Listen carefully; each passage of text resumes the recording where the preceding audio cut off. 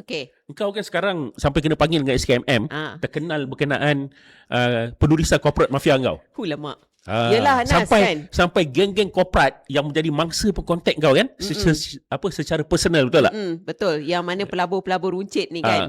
Ada tak SKMM masa tu tanya kau siapa yang kontak kau bagi maklumat dalaman, ada tak? Tak, SKMM dia cuma tanya dia ada aku ni ada tak salurkan maklumat kepada Bloomberg. Dia kata dia tanya macam tu. Dia tanya office Bloomberg kat mana apa semua, sebab aku kan cakap Bloomberg ni ada kat Malaysia. So dia kata tahu ke kat mana? Macam mana tahu office Bloomberg tu kat mana? Dia tak tanya daripada mana kau dapat sumber. Dia tanya juga daripada mana dapat sumber apa semua. Jadi aku bagi tahulah daripada Bloomberg, daripada DH, banyak sumber-sumber yang melaporkan isu-isu yang skandal corporate mafia ni kan. Okay. So ni tak ada SKMM, Olivia. Kau boleh cerita sebebasnya. Kan? Sebab tak ada SKMM. Okay. Kan? Kau tak boleh tahan-tahan. Okay. Apa yang kau nak tanya? Apa yang kau rasa bermasalah dengan corporate governance yang berlaku sekarang ni, dekat Malaysia ataupun dekat peringkat dunia, ataupun dekat peringkat dunia yang kemudiannya yang masalah corporate governance diambil contoh oleh corporate mafia di Malaysia ni untuk buat di Malaysia? Panjangnya soalan. Tak, sebab kan, betul tak? Betul. Ada kaitan apa? Dia tengok ada tak kemungkinan yang dia orang ni, geng-geng corporate mafia ni, dia banyak sangat tengok cerita-cerita bersiri daripada barat. Dia tengok taktik dan kaedah tu, dia copy, dia buat dekat Malaysia. Ada tak masalah yang sama macam tu? Macam dalam filem Korea ke apa ke? Okay. Dia sebenarnya kalau kau nak tengok yang drama-drama berseries ni, Korea memang ada banyak lah Jepun pun banyak. Dia ada banyak tentang cerita-cerita yang skandal corporate mafia ni, macam mana dia buat hostile takeover apa semua kan. Tapi untuk yang dalam Malaysia ni kan, untuk follower aku kat luar sana tu, sebelum kita nak masuk cerita yang lebih dalam, sebab nanti akan datang, kita akan cerita juga pasal e-fishery, kita ada juga cerita pasal skandal corporate mafia, kita ada juga campur-campur cerita yang skandal corporate antarabangsa, mana company yang ada skandal yang paling besar sekali apa semua. Jadi untuk video yang kali ni aku nak explain sikit apa kaitan corporate governance ni dengan negara, especially dalam Malaysia. Kalau dulu ingat tak Anas, bila kita selalu bercerita pasal skandal corporate mafia kan dulu aku selalu cakap sebelum kita nak tahu apa isu sebenarnya terjadi dalam corporate mafia ni, kena kenal apa watak yang ada dalam corporate mafia. Sama juga bila kita nak tahu apa masalah isu corporate governance dalam setengah-setengah syarikat, baik di dalam negara ataupun di luar negara, kita kena faham dulu apa yang dimaksudkan dengan corporate governance ataupun tadbir urus ni, supaya kepada kawan-kawan kita yang baru masuk YouTube ni, diorang boleh faham dengan apa yang terjadi sebenarnya. Jadi sebelum kita masuk kepada isu KUAP, e-fishery, khazanah, yang lain-lain tu, kita lebih baik kita bercerita, macam aku suka bercerita daripada awal, macam mana corporate governance ni dengan satu negara ni, macam mana negara ni dia boleh kawal selia syarikat. Lepas tu macam mana pula bila syarikat yang sihat ni, dia bagi kesan kepada ekonomi negara ni. Negara kita ni kalau dalam isu corporate governance ni, dia akan bertindak sebagai regulator, maksudnya pembuat peraturan. Satu syarikat dekat negara ni, dia tak boleh beroperasi dalam dalam beroperasi tanpa mengikut undang-undang. Jadi negara, especially kerajaan lah, yang akan tetapkan ekosistem, dia akan tetapkan standard macam mana syarikat tu patut ditadbir.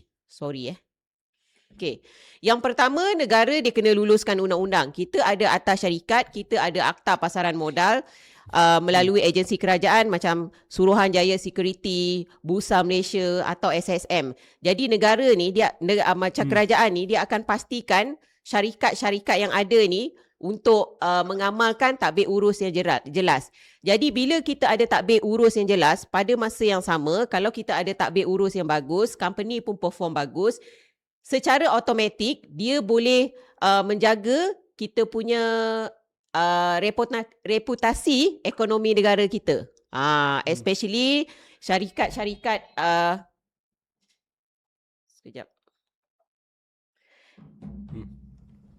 especially syarikat-syarikat yang GILC, Government Link Investment Company dan Government Link Company, GLC. Kalau kata GILC dan GLC ni ada image yang bagus, dia secara automatik dia akan mencerminkan image negara tu sendiri dekat mata pelabur ni, pelabur luar lah especially kan. Jadi kalau dia confident dengan kita punya syarikat-syarikat GLIC dan GLC ni, image negara kita pun akan jadi lebih bagus dan ramai juga pelabur yang akan masuk. Dalam Malaysia ni kita ada tujuh GLIC yang paling utama sekali, Anas. Kita ada Kementerian Kewangan diperbadankan, kita ada KWSP, kita ada PNB, kita ada KUAP, kita ada Khazanah. Ingat tak dulu kita KUAP yang terbaru punya isu, taklah baru sangat, 2 tahun lepas punya isu. Dia dah rugi 200 juta. Kita juga tahu tentang isu Khazanah yang telah rugi melabur dalam negara juga.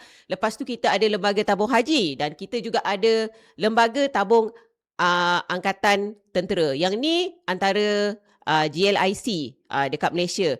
GLC pula, kalau dalam kewangan ni, GLC kita ada Maybank, kita ada CIMB, kita ada RHB. Untuk telekomunikasi kita ada Telekom Malaysia, kita ada Maxis. Untuk tenaga dan utility kita ada TNB, kita ada Petronas. Untuk peladangan dan hartanah kita ada Saim Dabi. Jadi kalau katalah company ni semuanya bagus, secara automatik kita boleh menarik pelaburan asing. Sebab pelabur-pelabur antarabangsa ni diorang sangat takut untuk melabur dekat negara yang mana dalam negara tu ada syarikat, especially syarikat yang terkenal, dia ada skandal kewangan, dia ada rasuah ataupun dia buat memanipulasi akaun tu.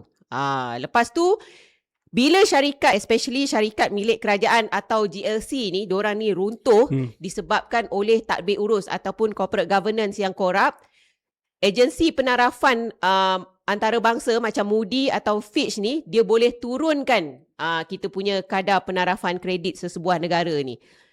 So itulah masalah dia. Kita banyak dengar sebelum ni daripada kerajaan terdahulu yang mana kerajaan banyak bail out. Banyak bail out syarikat-syarikat yang mempunyai hubungan rapat dengan kerajaan.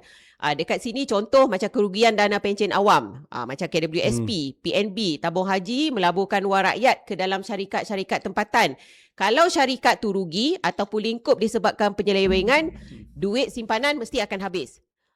Dalam kes NextG Berhad, kes NextG ni dia pegang kontrak strategik negara macam MyCard dengan pasport. Kalau katalah NextG ni dia punya sistem dalam dia punya tadbir urus korporat tu runtuh, maksudnya tak telus lah. Lepas tu operasi dia terganggu, dia bukan sahaja yang melibatkan bisnes, dia akan menjadi satu isu keselamatan sosial untuk negara.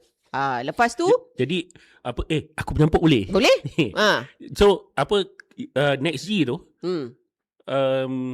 kalau corporate mafia pun boleh terlibat dengan NextG tu, maksudnya apa kita maksudnya adalah keselamatan negara pun akan tergugat dan terjejas. Ya, betul. Sebab itulah bila ada isu skandal korporat ni, tiba-tiba masuk pula nama NextG, masuk pula nama MMFG. Tak ke rakyat kecoh? Dan Olivia, kalau kau perasan isu ni kecoh pun bila dia melibatkan NextG. Ya, maksudnya sebuah syarikat yang dapat kontrak daripada kerajaan untuk mencetak kad pasport pengenalan dengan kad pasport. pengenalan. Ya, betul. Maksudnya corporate mafia sebelum ni dia orang beroperasi di bawah radar.